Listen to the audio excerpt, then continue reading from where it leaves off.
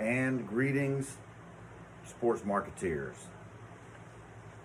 to the Week 6 Packback leaderboard for Mark 4480-010. For posterity, I want to make sure I get the section number in there. The results are in. I have them in my hot hands. Oh, these are the Emmy results. Sorry, I'm just kidding. Who cares about that? Okay. Here's the way we're going to go. You know how we do it. 5-1. And this is a knockoff marker, so it's not going to work. 5-1. Big Jake Daffrin.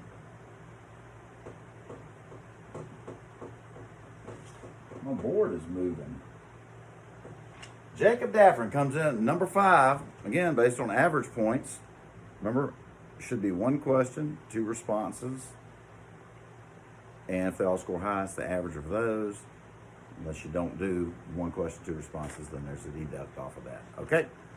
So we're looking at quality, not quantity. Although if you have a quantity of quality, that helps.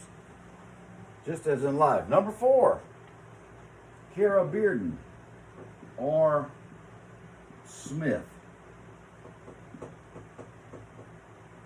I don't know which name I should use, Kara.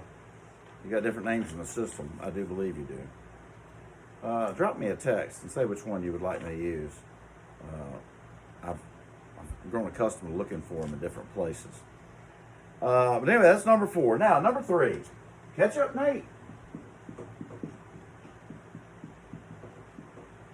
Catch Up Nate. What did he have to say that got him into the number 3 position? Are professional sports proactive enough with respect to racial issues? I would say some more than others, but I would say no. If you think about it, several years ago, that Colin Kaepernick sat out and then kneeled for the national anthem to protest the killing of an unarmed African American several years ago. And it's still going on. We'll leave that aside. This year, you know, the NFL has some messages on the field, and shirts and some programs. The NBA was quicker to it, because they've been more active in that space. But they still weren't, I wouldn't call it proactive. They were all reactive, in one sense or another. But now they're acting, but I wouldn't say that they've been proactive at all. Nate was my answer. I featured a post. I believe I even put a word or 2 on there. But it was a good question. Should they be? Should they have been? We all should be. Right? No matter what if there's an injustice somewhere, you should seek to rectify it. At the grocery store, school, personal life. Anywhere. We should probably all be more proactive in everything. But it was a good post, very thought-provoking, I must say. Number 2, Reem Awad. Reem makes it into the... Reem, what are you going to do if they shut off the TikTok? I believe now you can't get a new account, but if you have an account, you know, you can still use it, but I don't know. Whenever I think of TikTok, think about you.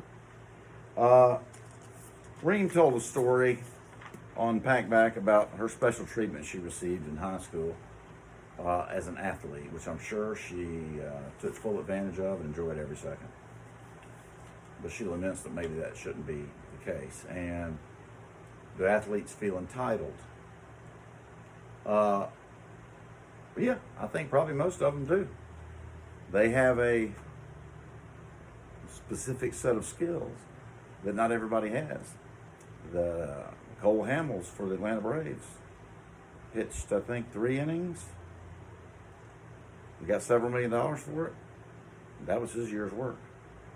You and I couldn't negotiate prices like that. It's what gets a lot of them into trouble, for sure. And I don't think any of them are as humble as maybe your grandmother or your grandfather, or I don't know if your grandparents were humble, but because it'd be hard to be living in that strata and, you know, being a professional athlete or somebody that everybody recognized. I mean, I'm sure that Jimmy Butler is not as humble as my grandmother, but he's also probably not a jerk all the way around. It's kind of human nature with advertisers, sports advertisers. You have to think about that, right? If you're you talk to the agent and get a background and say, we put a lot of money behind this campaign, and then, your client goes nuts and, beats up a cab driver or something, we've got a big investment that we've lost. So it's important. It's the reason that a lot of companies use retired coaches and retired players, you will notice, in sports advertising and sports marketing. So anyway, number one, Darren Fox.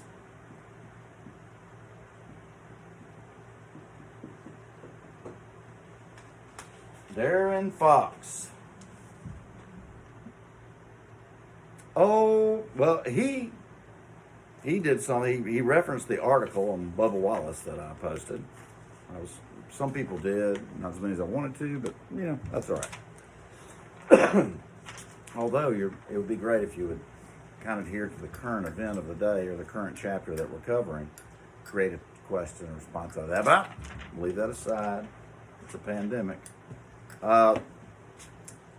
He was talking about the instead of, what if you looked at Bubba Wallace's ethnicity and his demographics as a segment of the market that you would like to have, and use him to market to it.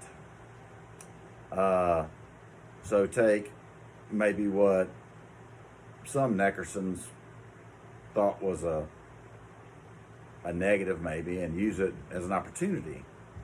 And that's been done, especially with ethnicities. There was a guy, and I can't remember his name, but he played, I believe, for the St. Louis Blues, and he was an African-American fellow. And he played for them on a line, and whenever they came to town to play the then Thrashers, they would advertise the night as Soul on Ice. That's the way they would have promotions built around it and stuff, because there aren't that many black players in, National Hockey League. But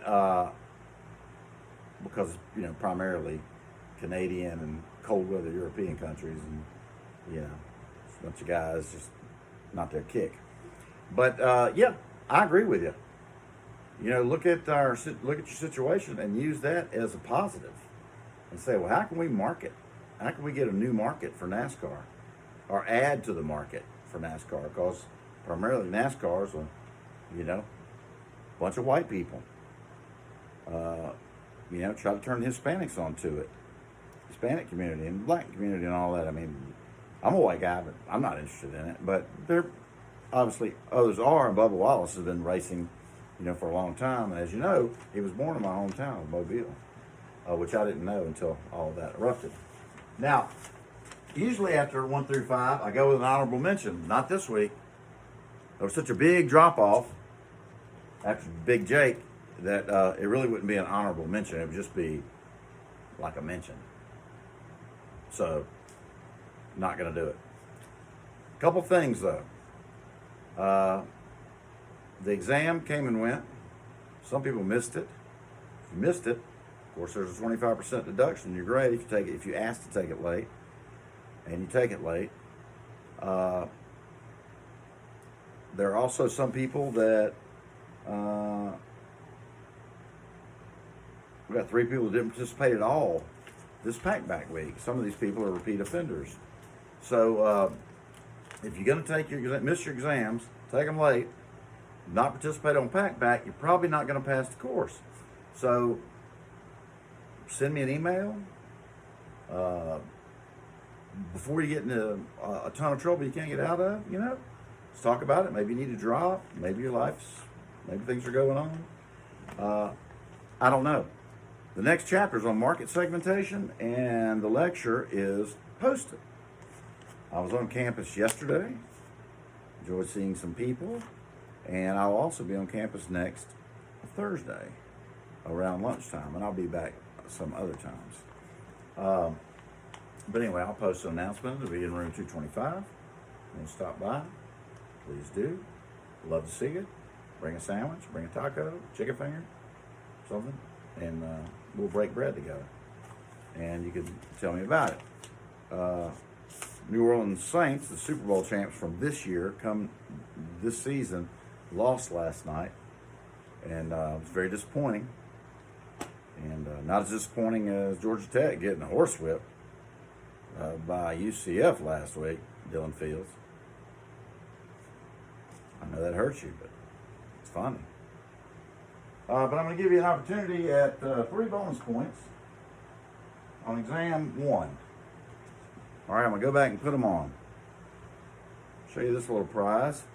You have to use your technology, and you see I have a little piece of blue painter's tape. I'll flip it back around again. It says right here, limited edition of only 25,000. And I have it. Probably the only one in the whole county. I don't know about that. But why do I have this? I think the first 3 people that text me and tell me why I have this and why this is, if you're a New Orleans Saints fan, you have distinct memories of the activities surrounding this football.